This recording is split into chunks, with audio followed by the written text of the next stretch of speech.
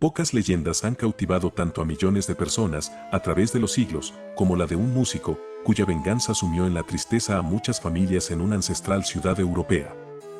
Se trata de una historia en donde la curiosidad, la imaginación y la zozobra se apoderan de aquellas personas que escuchan esta intrigante historia.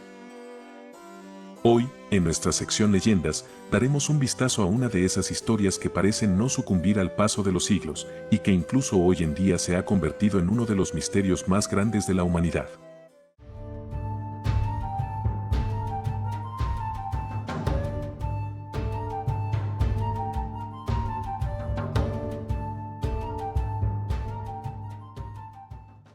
Esta historia fue popularizada en muchas versiones, siendo las más conocidas, la de los escritores alemanes Jacob y Wilhelm Grimm, mejor conocidos como los hermanos Grimm, la del escritor y poeta danés Hans Christian Andersen, la del poeta y dramaturgo inglés Robert Browning y la del poeta, dramaturgo y novelista alemán Johann Wolfgang von Goethe.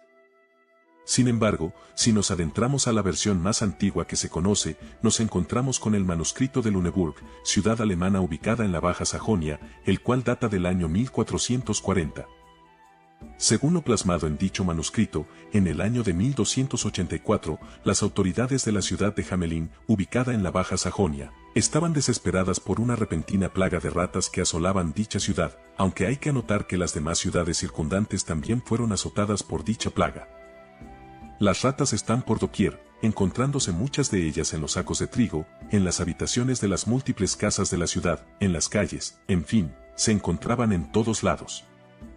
La situación de la ciudad era muy desesperada, ya que en aquellos tiempos, en plena Edad Media, la ciudad de Hamelin era prácticamente el lugar en donde se acumulaban los productos agrícolas que se distribuían a lo largo de todo el territorio. Debido a lo anteriormente mencionado, la población estaba más que preocupada por la plaga de ratas, ya que las mismas amenazaban el modus vivendi y la economía de la propia ciudad.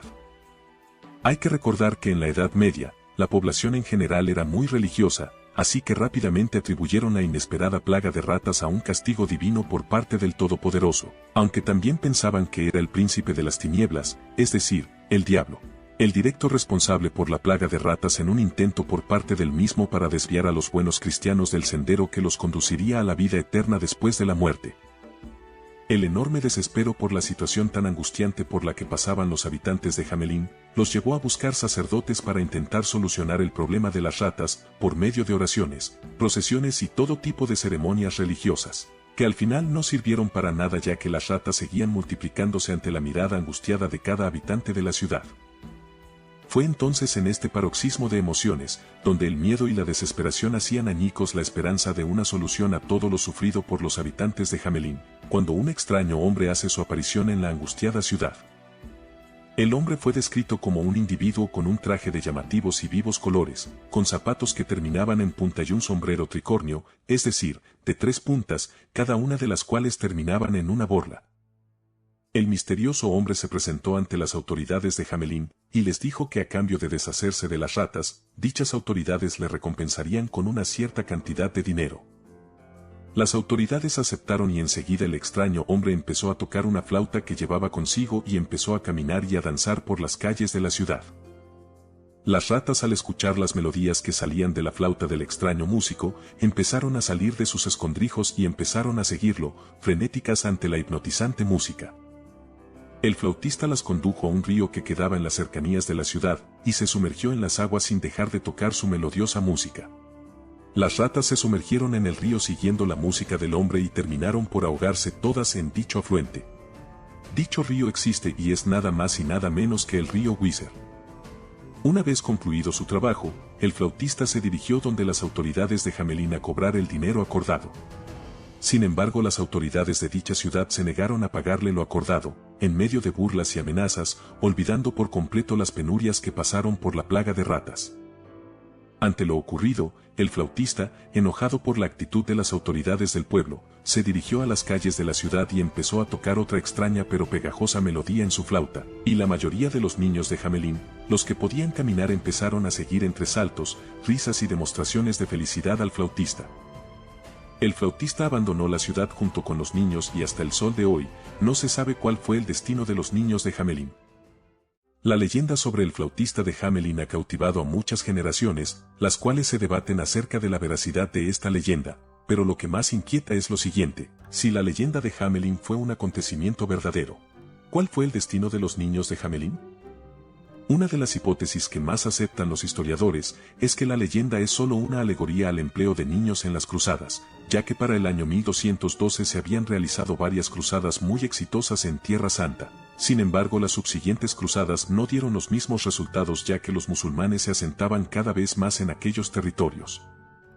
En ese contexto, un joven monje llamado Nicolás argumentó que la incapacidad de los cruzados para conquistar totalmente la Tierra Santa se debía a que los mismos se encontraban en pecado, ya que muchos de los soldados que componían el ejército cruzado eran desarrapados, personas de baja calaña que se alistaban en las cruzadas más por un sentido de aventura que por un sentido de devoción religiosa, y por tal razón el Todopoderoso no los dejaba entrar a Tierra Santa. Debido a lo anterior, al monje Nicolás se le ocurrió la idea de alistar a niños en las cruzadas, ya que al ser ellos, puros de corazón e inocentes, el Todopoderoso no pondría ningún problema a la hora de dejarlos entrar a Tierra Santa. La mayoría de los niños que se alistaron en dichas cruzadas eran niños procedentes de Alemania, y debido a las penalidades que sufrían durante el viaje a Tierra Santa, muchos perecían en dicha travesía, debido al hambre y las enfermedades. Por consiguiente, la gran mayoría no regresó a sus hogares, en especial los procedentes de Alemania. Otros historiadores también argumentan que los niños que sobrevivieron al viaje hasta Tierra Santa posiblemente fueron esclavizados por los musulmanes y vendidos como esclavos en el norte de África, sin volver a saberse nunca más de ellos. Otra teoría apunta a los terratenientes de Rumanía o Hungría, quienes alienaban la mano de obra barata, por lo tanto trataban de convencer por las buenas a las familias alemanas de que les permitieran llevarse a sus hijos a dichos países para trabajar en labores agrícolas. Y cuando las familias no accedían a tales propuestas, simplemente secuestraban a los niños y se los llevaban a sus territorios.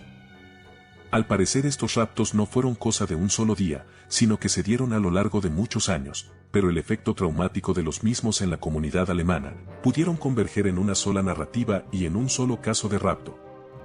Otra hipótesis afirma que en 1284, durante las fiestas de San Pedro y San Pablo celebradas en la ciudad de Hamelin, se presentó un individuo que, aprovechando el estado de embriaguez de las personas adultas en dicha ciudad, se encargó de emborrachar también a los niños, y en ese contexto se llevó a más de 200 niños de Hamelin y nunca más se supo de ellos.